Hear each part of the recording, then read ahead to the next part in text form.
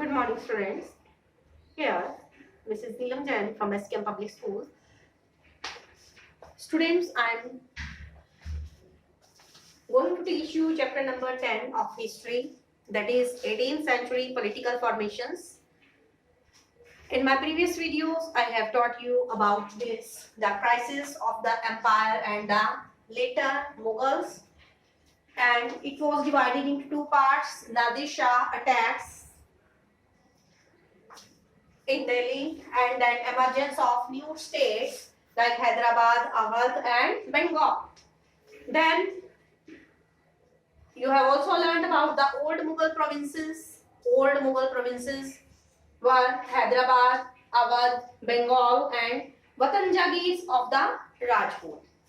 Now we have started the new topic, that is seizing independence. In that you have learned about the role of Sikhs in my previous video, and today you are going to learn about the role of Marathas for seizing independence. Then, so our today topic it is role of Marathas. Role of Marathas in seizing independence.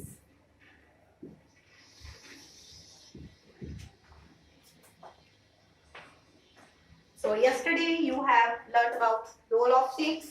Then today we are going to learn about the role of Marathas, and in the next video you will learn about the role of Jats. And yesterday I have taught you about the role of Sikhs for seizing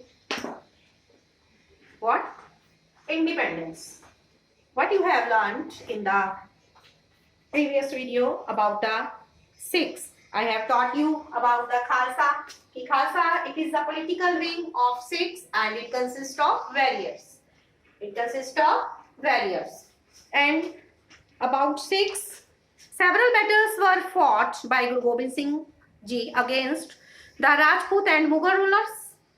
After his death in 1708, the Khalsa rose in revolt against the Mughals. Under a number of able leaders, the Sikhs organized themselves into bands called Jathas and later called Misls. The Khalsa declared their sovereign rule by striking their own coin in which year? In 1765. And today, students, we are going to learn about the role of Marathas in seizing independence. So, Shivaji carved out a stable kingdom with the support of powerful warrior families called Deshmukhs. After Shivaji's death, the Peshwa served as Shivaji's successors. Under the Peshwa, the Marathas developed a very successful military organization.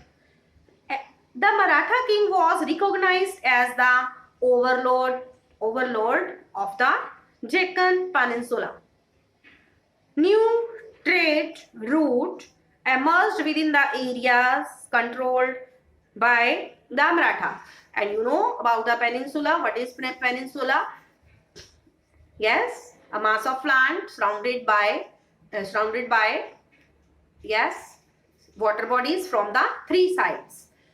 Like our India is also a peninsula. In the east, what is there? In the east, it is Bay of Bengal. In the west, it is Arabian Sea. And in the south, what is there? Indian Ocean. So, our India is called peninsula. So, peninsula, Deccan Peninsula. It is Deccan Peninsula where there was role of Marathas for seizing independence. So, let's start the role of Marathas in detail, and you have to open your books also, students. The Maratha Kingdom was another powerful regional kingdom to arise out of a sustained opposition to Mughal rule. Shivaji, who ruled from 1627 to 1680, carved out a stable kingdom with the support of powerful warrior families called Deshmukhs. Groups of highly mobile peasant pastoralist Kunbis called Kunbis provided the backbone of the Maratha army. Shivaji used these forces to challenge the Mughals in the peninsula. Then, after Shivaji's death, effective power in the Maratha state was wielded. Wielded means or handled. Handled by a family of Chitpavan Brahmanas who served Shivaji's successors as Peshwa or principal minister. Pune became the capital of the Maratha Kingdom. Under the Peshwa, full name Peshwa Bajirao.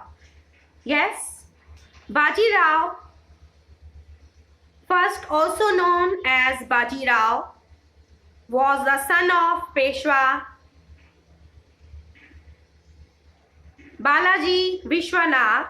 He was a great Maratha general who is credited to have expanded the Maratha kingdom beyond the Vindhyas and is known for his military campaigns against Malwa, Bundelkhand, Gujarat and the Portuguese. So under the Peshwa, the Marathas developed a very successful military organization. Their success lay by bypassing the fortified areas of the Mughals, by raiding cities and by engaging Mughal armies in areas where their supply lines and reinforcements could be easily disturbed. So between 1720 and 1761, the Maratha Empire expanded. It gradually chipped away at the authority of the Mughal Empire. Malwa and Gujarat were seized from the Mughals by the 1720s. So by the 1730s, the Maratha Kingdom was recognized as the overlord of the entire Deccan Peninsula. He possessed the right to levy chauth. What is chauth? Yes, chauth I have taught in the first or second video about chauth. What is chauth? Yes, it is 20% of the land revenue claimed by zamindars. In the Deccan, this was collected by the Marathas. This was a land revenue, 25% of the land revenue claimed by zamindars. In the Deccan, this was collected by the Marathas. So this is the meaning of chauth. And he possessed the right to levy chauth and Sardesh Mukhi in the entire region. What is Sardesh Mukhi?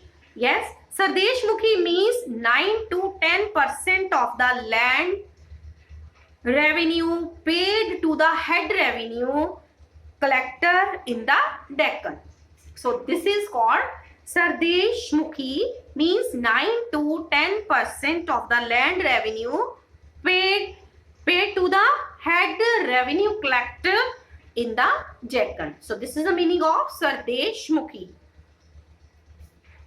In the entire region, he possessed the right to levy chauth, land revenue, and the Sardesh Mukhi in the entire region. After raiding Delhi in 1737, the frontiers of Maratha domination expanded rapidly into Rajasthan and the Punjab in the north, into Bengal and Odisha in the east, and into Karnataka and the Tamil and Telugu countries in the south. You can see map number 1. These were not formally included in the Maratha Empire, but were made to pay tribute as a way of accepting Maratha sovereignty. Expansion brought enormous resources, but it came at a price. These military campaigns also made other rulers hostile towards the Marathas. As a result, they were not inclined to support the Marathas during the Third Battle of Panipat in 1761. I have also taught you about the three battles of Panipat. Yes, students, about three battles of Panipat. Yes. On 14 January 1761, perfect it is 14 January 1761, the third battle of Panipat was fought between Maratha Empire and the invading Afghan army. And who was winner then? The forces led by Ahmad Shah Durrani came out victorious. So this is about third battle of Panipat, which was fought on 14 January 1761. Alongside endless military campaigns, the Maratha developed an effective administration system as well. Once conquest had been completed and Maratha rule was secure, it was safe. Revenue demands were gradually introduced, taking local conditions into account. Agriculture was encouraged and trade revived. This allowed Maratha chiefs, or Maratha chiefs were also called Sardars, like Sindhia of Gwalior, Gaikwad of Baroda, and Bhonsle of Nagpur, the resources to raise powerful armies. Maratha campaigns into Malwa in the 1720s did not challenge the growth and prosperity of the cities in the region. Ujjain expanded under Scindia's patronage and Indore under Holkar's. By all accounts, these cities were large and prosperous and functioned as important commercial and cultural centers. Now, trade routes emerged within the areas. Trade route emerged within the areas controlled by the Marathas. The silk produced in the Chanderi region now found a new outlet in Pune, the Maratha capital.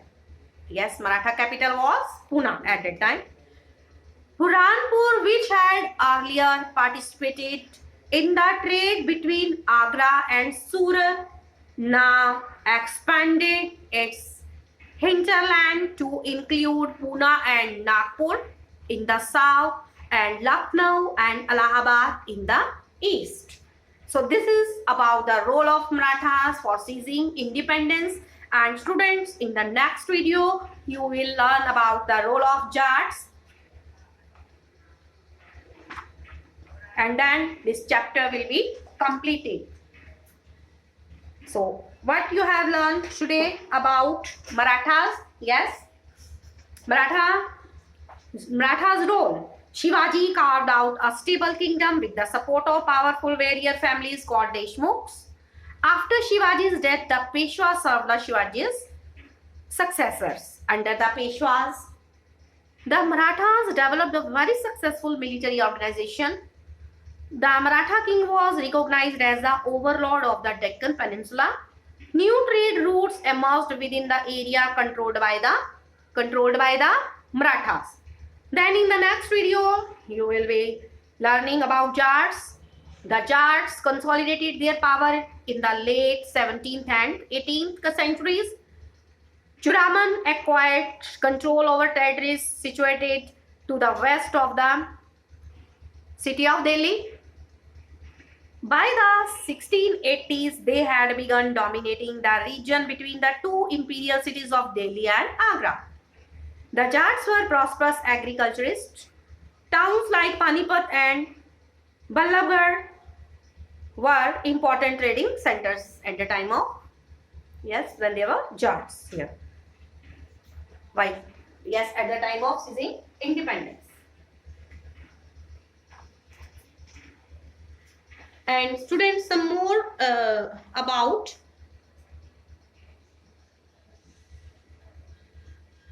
the Marathas.